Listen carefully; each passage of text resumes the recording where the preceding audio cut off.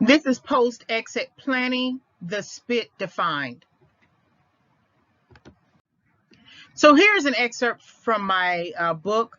I have since revised this area of the book, Toxic Encounters, Why People Pursue Rebound Relationships, which will be available on Amazon spring 2021. But I thought it would be interesting still to use it as a discussion too. So I'm going to read the excerpt, and then I'm going to offer a quick analysis of it. Today, March 22nd, 2014, my guy spat in my face. I finally told him it was over and that he had to leave. He became explosive, yelling expletives and using emotionally abusive language. He called me a moron, a stupid idiot, a hoe, a bitch, a combination of all these at one or more times, and a person who lacked common sense. He put his finger in my face and was close to physically abusing me. When I confronted him about his last actions in the house and opened the door for him to leave, he walked out with bags in tow, but not before literally spitting in my face. The spit from my ex-rebounder is an example of a response mechanism. It is called a coping mechanism. Now it seems like, and I have to admit that this is a very hard passage to sort of think about. I'm no longer turned around by this. In some ways, it kind of bothers me that I let a situation get that long.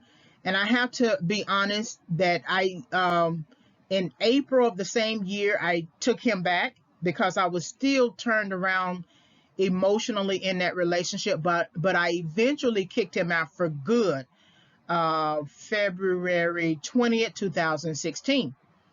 And this goes back to just issues that I've had in my childhood, coming from not necessarily an abusive home, because my mother was a disciplinarian, but an emotionally abusive home because she was a stressed single mother and the environment was toxic.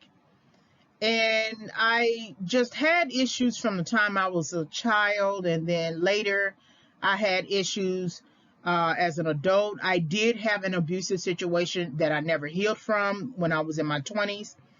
And then I've had other types of situations where I thought the person wanted to be with me and he didn't want to be with me. And it just turned out very devastating and life-threatening. So from the time I was a child, I was really emotionally sleepwalking, and I didn't even know it. And so by the time I met this guy, and I met him sometime in my late 30s to early 40s, I had been emotionally sleepwalking for so long that I was just letting in abuse after abuse.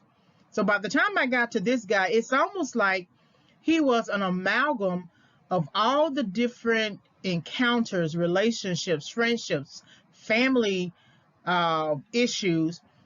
And he was like an amalgam of all those people. And so that when he spat on my face, it was like all of them were spitting on my face. Like it was some long overdue situation, as if it hadn't quite revealed itself or something. It's weird to say it in that way, but it's like all these different people had their views of me as an individual. And I used to be a people pleaser, and they had their rejections and issues with me for whatever reason. It was really that they had issues with themselves, because I didn't do much more than be a friend to them.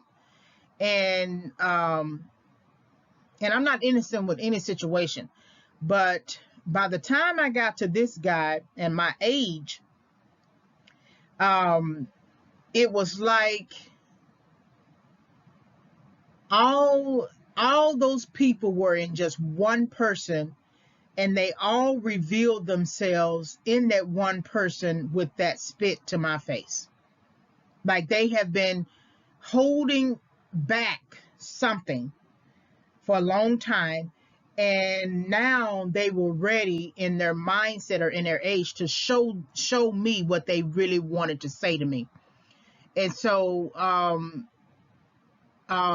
in this situation with the ex, This is the same ex who was playing around with his ex, trying to be with me. I found out 2 years in a relationship that he was married. Then I found out that he was married to someone else in another state. And so he's the snake that I mentioned in my other audio. And it's one of those situations where I just cannot believe I let myself get too long in a relationship that was clearly not functional. Even if I had not really had a sense that it was toxic, but it was not functional early. It showed me, that relationship showed me, and he showed me early that he was really not a functional, stable person. That really should have been enough for me to just leave that relationship alone. And maybe on some level I was using him as a coping mechanism, but he was definitely using me as a coping mechanism. And that's likely not the first time that he has spat. I don't know if he's ever spat in somebody else's face, but that's not the first time that he's used that as a tool. I'm quite sure of it. And when I call it a coping mechanism, I'm not justifying his behavior, but I don't want to use that word, not justifying his behavior, but I'm showing you how people use certain tools at their disposal and they never grow out of it, or they never learn from it. And sometimes sometimes you could have experienced someone spitting in your face and then you turn around and spit in somebody else's face. It's that whole thing, hurting people hurt people. But when he did that, it was, he just spat back everything I did for him, engaged, invested in him, loved him, believed in him. And I took him back, not because really I missed him, but it seemed like it was some sort of reflex or something. If you done had past behavior of taking people back who have hurt you, here's what they say: okay, I want us to be together, and if you just accept me back, I promise I won't do it again. I promise I won't. Like a little child. And if you've had a habit of doing that, that habit is still there. Even if you have grown in other areas, you feel like you are stronger in other areas. I know in my past I would never have let anybody do that to me, but something at that age of late 30s to 40s, somehow it was by reflex I opened the door and let him back in. And by the time I got tired of that situation, and it was really tired of dealing with these types of people who I have let use me and my heart and my mind and my finances, including, family, I have let use, I was just done. And so when I kicked him out for good, he could never come back, and in not under any circumstance, even in his future life, if something happened to him, he could never come back. And I knew then that I couldn't marry him or be with him anymore, because I wouldn't be able to stay sane if I married someone who spit in my face. And I'm reminded of the Whitney Houston interview where she talked about Bobby Brown spitting in her face. And she just wanted a child. She wanted to be married to him.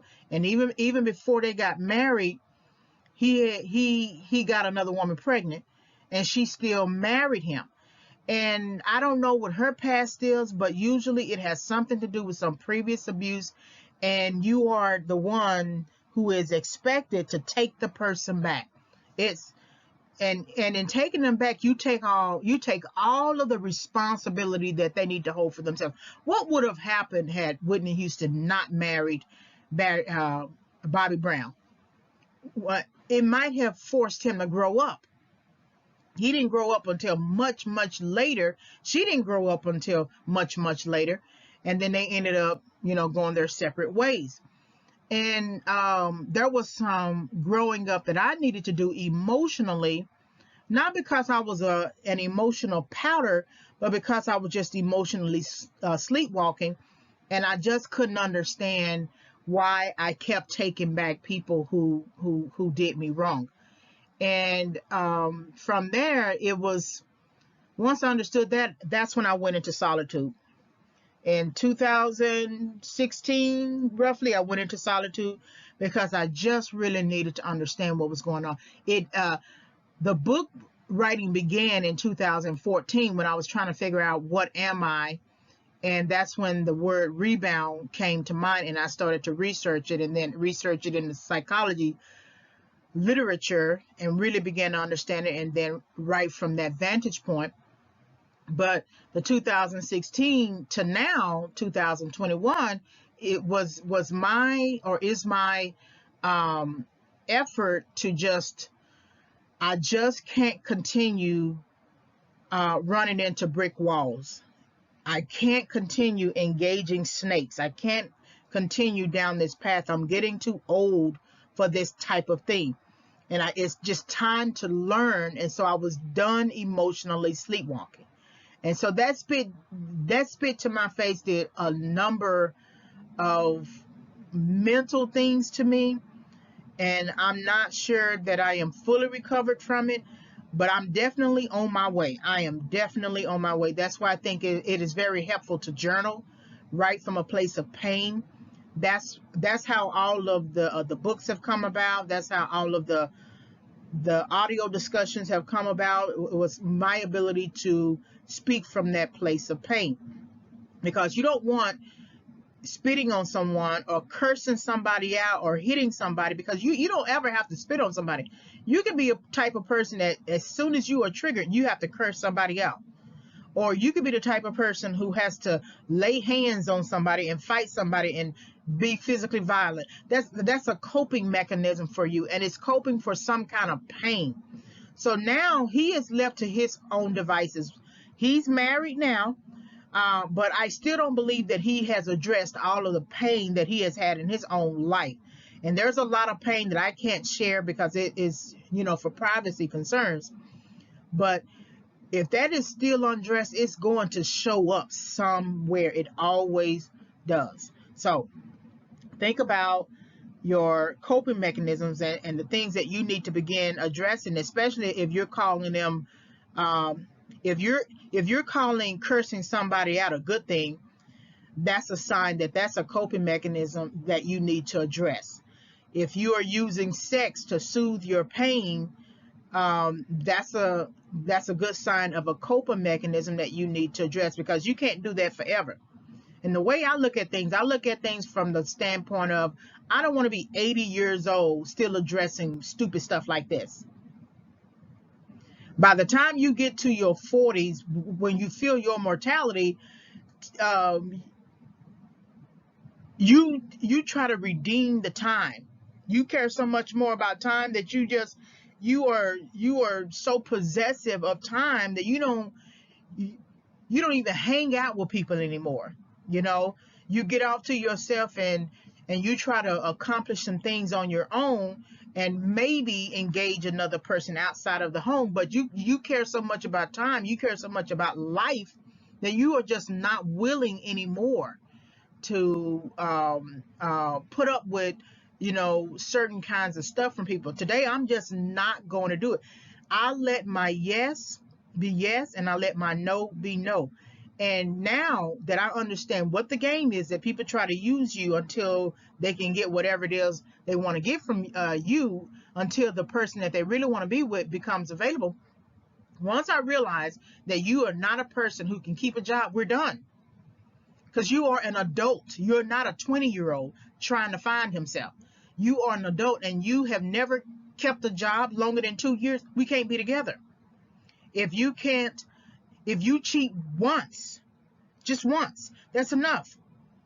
If you're not paying your child support or something, and this is not judgment, but it's time to pursue people with stability, because if you are pursuing stability and sustaining stability as an adult, then that person should be able to do that too. We need to find like-minded people and quit choosing people who don't share the same kind of mind or vision or thinking about life.